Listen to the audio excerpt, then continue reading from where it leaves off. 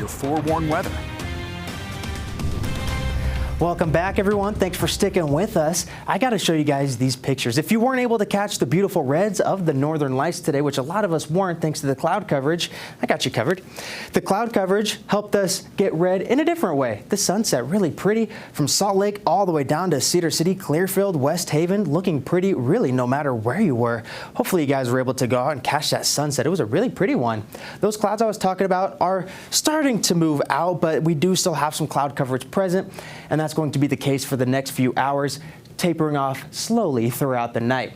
This time lapse from the Black Desert Resort shows that cloud coverage, but you're going to notice towards sunset, it does start to clear on out just a little bit there. You saw that.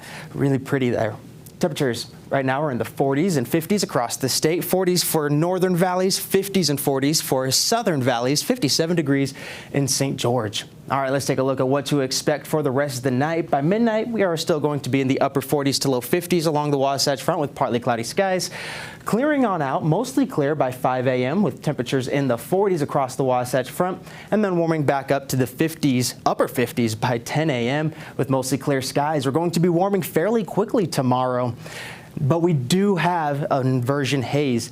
Now, I don't think it's going to be as bad as we've seen the past couple of days, but it's still going to be present, especially along the Wasatch Front. From Utah County up to Davis County, moderate air quality is expected, but it's not going to be too bad. And it is going to be mixed out soon. We do have a little bit of activity coming in, and that's going to help mix out that inversion haze. Isolated showers possible for your Friday, but then as we get into the end of the weekend and next week, that wet weather potential really starts to crank up. Let me show you why.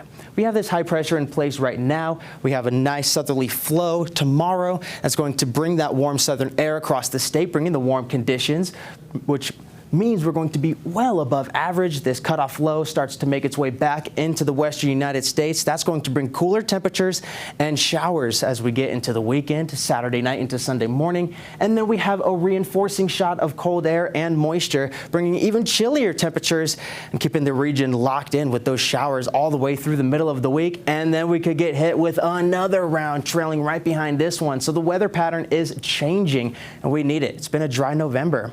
Our Futurecast walks us through the next couple of days here. Now, the models are having a hard time pinning exactly where it's going to rain, but it gives us a good idea here. Friday afternoon into the evening, there is a chance of some isolated showers in northern Utah. We could see it in the south as well.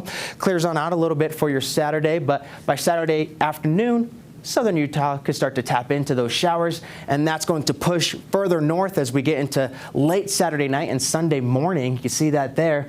And as it exits, that wraparound moisture is going to keep us locked in as we get into Monday. And it's going to be much cooler behind the front, and those snow levels are going to be dropping. By Tuesday, we are looking at 3 to 6 inches in the northern mountains, a little bit more for the southern mountains, as well as the cottonwoods, getting up to 8 inches. Some places may see even more. And then as we get into Tuesday, we could see snow levels drop to 7,000 feet, which would include the Wasatch Back. But it is still a ways out. We have to pay close attention because the models are switching every day. Regional forecast for tomorrow shows we're going to be in the 70s and 60s across the state. We could punch this in and break it down just a little bit more. Wasatch Front in the upper 60s to 70s, low to mid 60s for the Wasatch Back, 60s for most of central Utah, I-15 right around 70 degrees, and then southern Utah also a mix of 60s and 70s. A really nice day across the Beehive State, 76 degrees for St. George tomorrow with mostly sunny skies with a chance of some wet weather on Friday, but Saturday, Sunday, Monday, Tuesday, and Wednesday have a much better chance of wet weather with temperatures dropping into the 50s. That is quite cool for this time of year in St. George. Wasatch Front, 70 degrees tomorrow with partly cloudy skies, a couple of isolated showers on Friday, and a chance on Saturday. But Sunday looks like that's when we're going to start to see those showers becoming more scattered early next week with temperatures in the 40s and overnight lows in the 30s. So it's going to be chilly, and it's going to start to feel like fall. We'll be right back after this.